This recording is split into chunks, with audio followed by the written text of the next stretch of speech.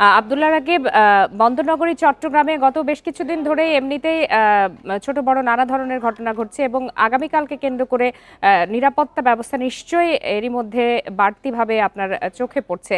সব মিলিয়ে সেখানকার পরিস্থিতি কেমন দেখছেন?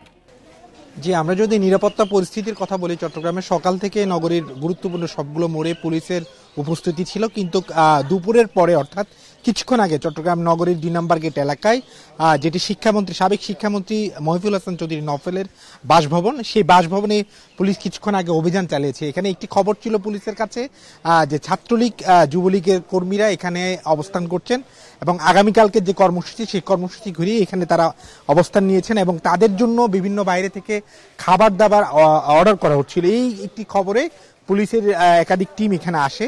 পরবর্তীতে তারা এই বাসভবনের ভেতর থেকে প্রায় 7 জনকে আটক করে এবং তারা যেটি পুলিশ বলছে যে যারা এখানে যাদেরকে আটক করা হয় তারা মূলত মহিবুল হাসান চৌধুরী নওফেলের তার ছোট ভাই রয়েছে, তার ছোট ভাইয়ের একটি প্রতিষ্ঠান রয়েছে রেস্টুরেন্ট, সেই রেস্টুরেন্টের কর্মচারী এবং তারা এখানে খাবার তৈরি করে অনলাইনের মাধ্যমে সে খাবারগুলো আসলে বিক্রি করে থাকছেন।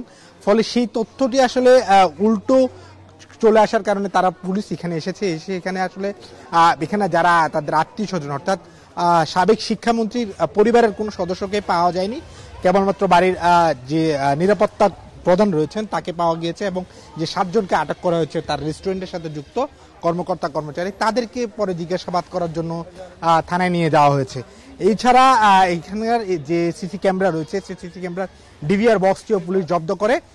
তবে পুলিশের যে তথ্য যেটি বলছে যে এখানে ছাত্রলীগ অবস্থান করে এমন একটি খবর তারা আসলে সামাজিক যোগাযোগ মাধ্যমে ছড়িয়ে পড়ে এবং সেই খবরটির সূত্র ধরে তারা এখানে আসে, কিন্তু সেই রকম তথ্য তাদের কাছে যে তথ্য নিয়ে তারা এসেছিলেন কিন্তু সেখানে সে ধরনের তথ্য তারা মিল পাননি। তারা বলছেন যে এখানেই মূলত খাবার তৈরি করা হয় এবং যারা খাবার তৈরি করার সাথে যুক্ত ছিলেন তারাই এখানে অবস্থান করেন এবং সেটি 5 আগস্টের পর থেকেই তারা এখানে অবস্থান নিয়েছে। তবে পুলিশ বাড়ির ভেতরে প্রবেশ করেনি, বাড়ির ভেতরে যে অন্যান্য কক্ষ রয়েছে যেখানে সাবেক শিক্ষামন্ত্রীর পরিবারের সদস্যরা থাকতেন সেখানে আসলে তালাবদ্ধ, ফলে সেখানে কাউকে দেখাও যায়নি এবং তারা কারোর সাথে আসলে কথাও বলতে পারেনি। ফলে তারা এখন এখানে পুলিশ কিছুক্ষণ আগে তার অভিযান শেষ করে সেই 7 জনকে থানায় নিয়ে যাওয়া হয়েছে এবং পরবর্তীতে তাদের হয়তোবা যাচাই বাছাই করে তাদের যদি কোনো মামলা থাকে সেক্ষেত্রে তাদের পরবর্তী আইনগত যে ব্যবস্থা সেই ব্যবস্থা নেওয়া হবে।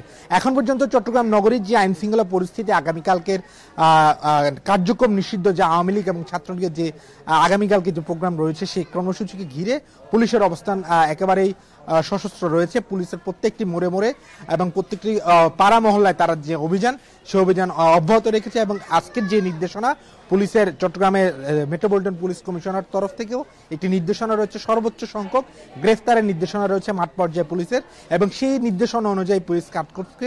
সকাল থেকে এখন পর্যন্ত মাঠে পুলিশ আছে। এখন পর্যন্ত চট্টগ্রামেতে আজকের এই ঘটনায় অর্থাৎ এই সাবেক শিক্ষামন্ত্রীর বাসা থেকে 7 জনকে আটক করা ছাড়া অন্য কোনো ধরনের আইন শৃঙ্খলা পরিস্থিতির অবনতি। আব্দুল্লাহ রাকিব, আপনাকে অনেক ধন্যবাদ।